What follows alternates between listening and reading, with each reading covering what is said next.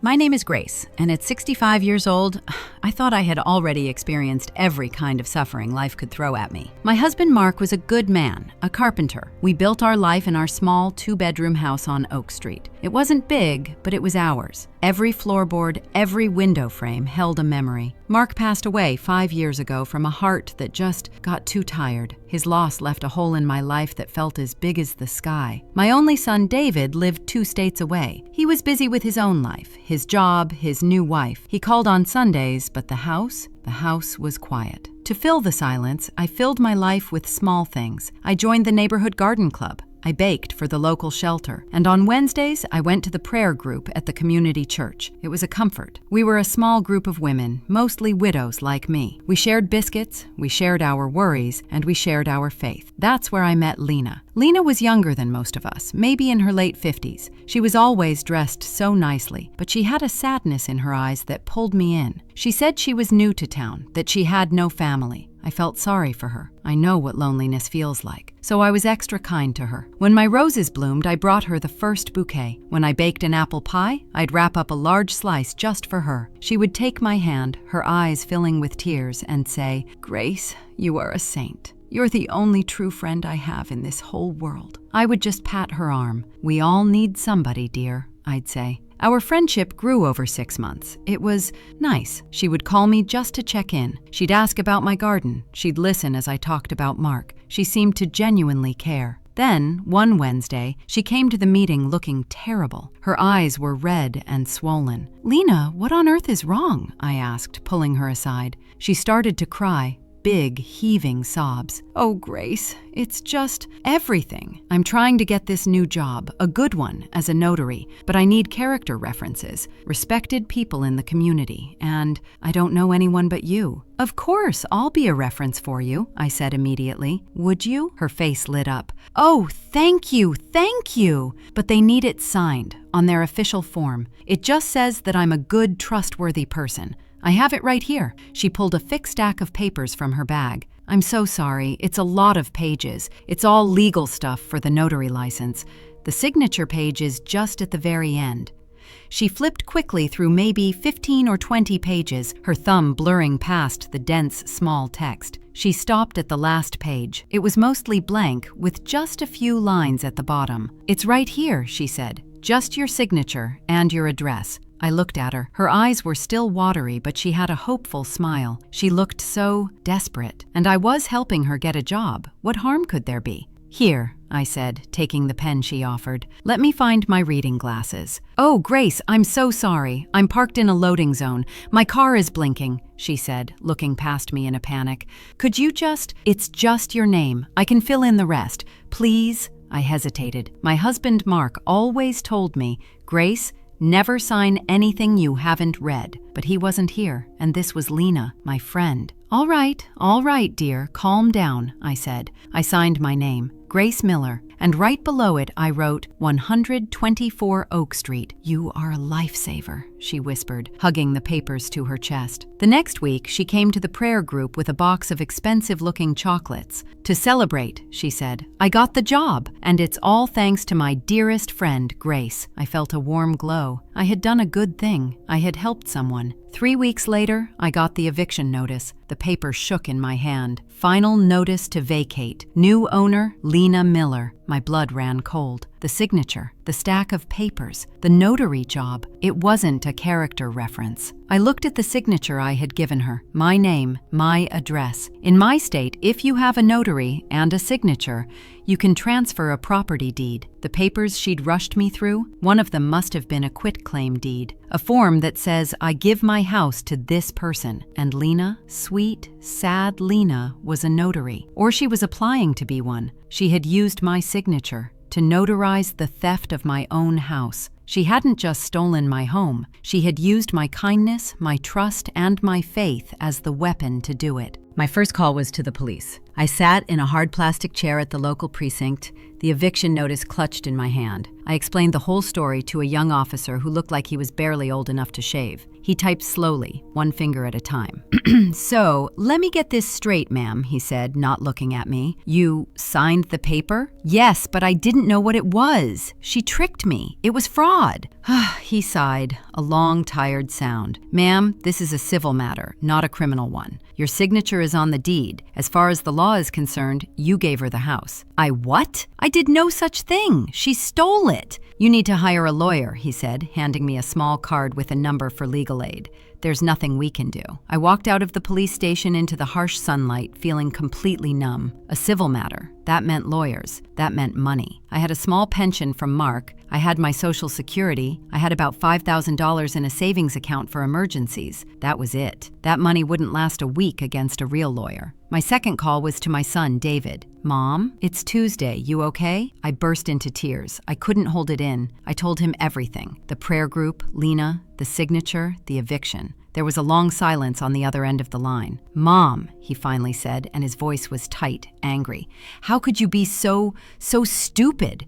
Signing a blank paper for a stranger? She wasn't a stranger, David. She was my friend. And I didn't. A friend you've known for 6 months? Mom, you just gave away my inheritance, our home. It's my home, I whispered, but the fight was gone from my voice. I can't deal with this right now, Mom. My boss is right here. Look, call legal aid. That's what they're for. I have to go. The line clicked dead. I sat on my own porch swing, looking at the eviction notice, and I felt a coldness I had not felt since the day Mark died. I was completely, utterly alone. The police wouldn't help. My son was angry at me. Lena had played this perfectly. She knew I was a lonely old woman. She knew I had no one to look out for me. She knew I was an easy target. I looked at the roses Mark and I had planted. I looked at the porch light we had picked out together. And that's when the sadness turned into something else. It started as a small, hot spark in my chest. Number.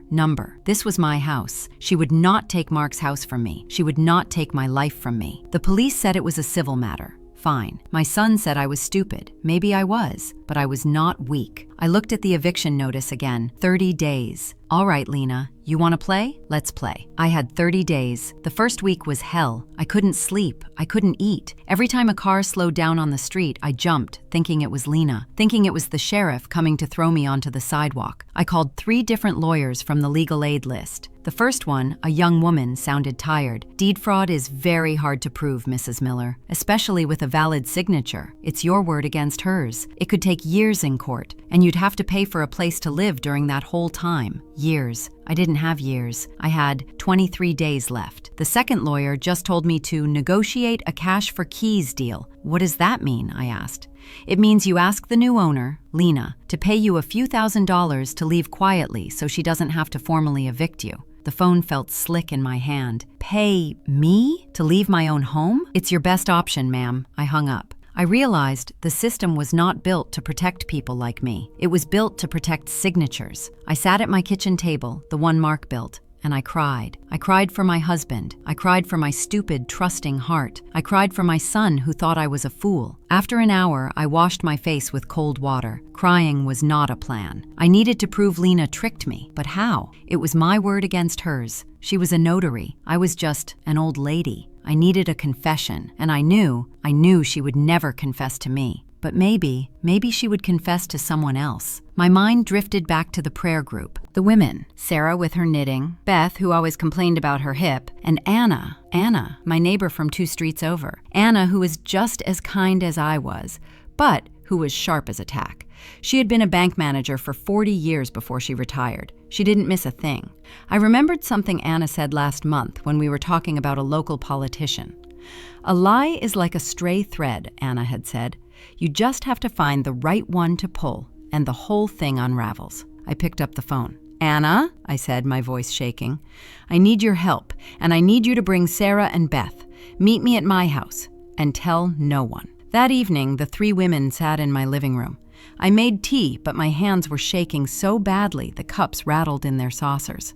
I told them everything. The signature, the eviction notice, the police, my son. When I finished, there was a heavy silence. Beth, who was always so gentle, looked furious. That vulture, to do that to you, Grace, after you were so kind to her? Sarah just shook her head, her knitting needles frozen in her lap. She preyed on you. She preyed on all of us. She used our faith as a weapon. Then Anna, who had been quiet, leaned forward. She put her hand on my knee. Her eyes were not sad. They were cold. They were the eyes of a bank manager who had seen every scam in the book. Grace, she said, her voice low and steady, the police are right. The lawyers are right. The law is not on your side right now. My heart sank. So, Anna continued, a small, sharp smile playing on her lips, we are not going to use the law. We are going to use Lena. What do you mean? I asked. That woman is greedy. And she is arrogant. She thinks she got away with it. She thinks you are a weak, stupid old woman. We are going to use that. We are going to set a trap. A trap? She stole a house, Anna said, standing up and pacing in front of the fireplace. But why? Just to live in?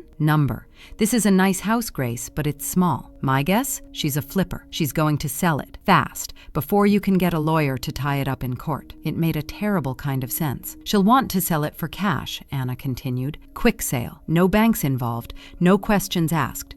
She'll want to liquidate her asset and disappear. So, what do we do? Anna looked at me. We find her a buyer. She explained the plan. It was simple, it was terrifying, and it was brilliant. Anna had a nephew, Alex. He was a real estate investor, a cash buyer. The plan was this. Alex would contact Lena. He would say he heard through the grapevine that a property on Oak Street was about to be a distress sale.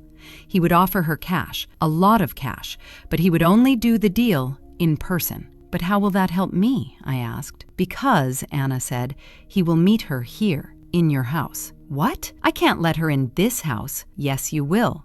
You are going to pretend you've given up. You're going to be the sad, defeated old woman she expects you to be. You will tell her you will be out by the weekend, in exchange for cash for keys, say $5,000, just like that lawyer suggested. I recoiled. Ask her for money? It's the bait, Grace. It makes you look desperate and beaten. It makes her feel safe. She will agree to meet Alex here to give you the $5,000 and sign the cash for keys paper. And at the same time, Alex will sign the papers to buy the house from her. And, Anna smiled, and Alex will be wearing a wire, a very, very good one. And my friend from the bank, he's going to be here too, posing as Alex's partner. And he just happens to be a public notary, a real one. I don't understand, I said. Greedy people love to brag, Grace, especially when they think they're the smartest person in the room. Alex is going to get her talking. He'll say something like, wow, you got this house for a steal. How'd you ever convince the old lady to sign it over? And Lena, she won't be able to resist telling him how clever she was. You think she'll confess? I think, Anna said, she will hang herself, and we will be right here to hand her the rope. Where will we be? Beth asked. Oh, Anna's smile widened. We'll be in the pantry, with the door just a little bit open, with a video camera. The next 3 days were the longest of my life. I made the call to Lena. It was the hardest thing I've ever done. I had to practice my voice for an hour, making it sound broken and weak. When she answered, her voice was so normal. Grace? Is everything all right? Lena, I said, letting my voice crack. I got the notice. I don't know what to do. I can't fight you. I don't have the money. There was a pause. I could almost hear her smiling. Oh, Grace, I'm so sorry it had to be this way. I saw an opportunity and I understand, I whispered. Listen, the notice says 30 days, but I can be out by this weekend. I'll go to my son's, but I have nothing. Could you possibly help me? Just a little bit for moving expenses? Maybe $5,000? Another pause. She was calculating. Yes, she said, her voice full of fake sympathy. Yes, I think I can do that. That's very practical of you, Grace. Let's sign a paper just to make it official, that you're leaving and I'm giving you the money. Yes, thank you, I cried. When? How about Saturday at noon? I have someone else coming to see the house right after, a potential buyer. We can do it all at once. My heart hammered. Okay, Saturday at noon. I'll be packing. I hung up and collapsed into a chair, shaking from head to toe. The bait is in the water, I told Anna. Good, she replied. Now we set the hook. The next 48 hours were a blur. Anna's nephew, Alex, was a professional. He was in his 40s, calm, and had a very reassuring voice. He and his partner, the notary named Frank, arrived early on Saturday morning. They wired the house. A tiny microphone was taped under the kitchen table. Another was hidden in a flower arrangement on the mantel. Alex had a recorder in his shirt pocket, and Anna, Beth, Sarah, and I, we huddled in the small pantry off the kitchen. Anna had a camcorder pointed through the tiny crack in the door. "Remember, Grace," Anna whispered, "no matter what you hear, you do not make a sound. We need the confession. That is all that matters." I nodded, my mouth too dry to speak. We were a prayer group, but in that moment, we felt like a team of soldiers. At 11:57 a.m., we heard a car pull into the driveway. My stomach twisted. The doorbell rang. My part was about to begin. I took a deep breath, smoothed my apron, and went to open the door to the woman who had destroyed my life. She was smiling. Actually smiling. She was wearing a bright red suit and sunglasses. She looked like she was going to a party, not foreclosing on a widow. "Grace, dear," she said, pushing the sunglasses onto her head. "So good to see you. My, you've been packing. Good for you." She gestured to the boxes I had taped up and stacked in the hallway. They were all empty. "Please, come in, Lena," I said, my voice barely a whisper. "Oh, I will," she said, striding past me into my living room, looking around like she was measuring for new furniture. "It's a lovely space, a bit dated, but good bones, good bones. You said you had the paper and the money?" "Right to business. I like that," she laughed. She pulled a check from her expensive purse. $5,000. "And here is the agreement. Just says you'll be out by tomorrow, 5 p.m., and you won't make any more trouble." I looked at the check. My hands were shaking so hard I couldn't take it. Just put it on the table," I mumbled. Right on cue, the doorbell rang again. Lena frowned. "Who is that?" I don't know," I lied. I opened the door, and there was Alex, with Frank standing just behind him. "Mrs. Miller? I'm Alex. We spoke on the phone? About the house?" "Oh," Lena said, stepping forward, her whole attitude changing. She was all business now. "You must be Alex. I'm Lena Miller, the owner." Grace was just leaving. She shot me a look that said, "Get lost." "Grace, why don't you go finish your packing?" she said. I nodded, my heart pounding so hard I was afraid she could hear it. I backed away toward the kitchen and slipped, unseen, into the pantry with the other women. I shut the door until only a tiny crack remained. Anna already had the camera rolling. "So," Alex said, his voice smooth, "this is the place. It's nice." "It's a gem," Lena said. "I'm looking for a quick cash sale. As I said, $250,000. Take it or leave it." "I have other offers." "I like quick," Alex said. He sat down at the kitchen table. Frank sat next to him, opening a briefcase. "But my partner here, Frank, he's the money guy. He's very careful. And he's a notary. He likes all the paperwork to be perfect." "Oh, a notary," Lena said, her voice brightening. "We speak the same language then." "I'm a notary myself." "Are you?" Alex said, leaning back. "That's convenient." He paused. "So Frank was looking at the deed transfer. It was very recent. And the sale price was, well, it was listed as a gift. That's unusual." I held my breath. Lena laughed. A light, airy sound. "Oh, that. Yes. Well, let's just say the previous owner, she's a very generous old woman." "Generous," Alex repeated. "I'll bet. It's not every day someone just gives you a house." "Oh, she didn't just give it to me," Lena said, and her voice dropped, becoming confidential, bragging. "You have to know how to ask, Alex. You have to find the right people. Lonely, trusting, a little bit slow." In the pantry, Beth let out a tiny gasp. I put my hand over her mouth. "She thought she was signing a character reference for my notary application," Lena continued, and she was laughing. "I had the Quitclaim Deed tucked right in the middle of a 20-page application. She just signed the last page, didn't read a single word." That's genius," Alex said, his voice full of fake admiration. "But isn't that illegal? What if she fights it?" "How?" Lena scoffed. "Her signature is right there, clear as day. I notarized it myself. It's perfectly legal. It's my word against a confused old woman's. Who do you think the police believed?" They believed you," Alex said. "Of course they did. She's probably complaining to her cats right now. She called me, crying, begging for moving money. I'm giving her $5,000 just to shut her up and get her out. She's pathetic." My blood was boiling. I was shaking, not from fear, from rage. I watched through the crack as Lena slid a paper toward Alex. "So, our deal, $250,000, cash." "Right," Alex said. He looked at Frank. "Well, Frank, you heard the lady. She's a smart one." Frank, the quiet notary, looked up from his briefcase. He wasn't smiling. Yes, I did, Frank said. And as a public notary, I have a few questions about the character reference you just described, Ms. Miller.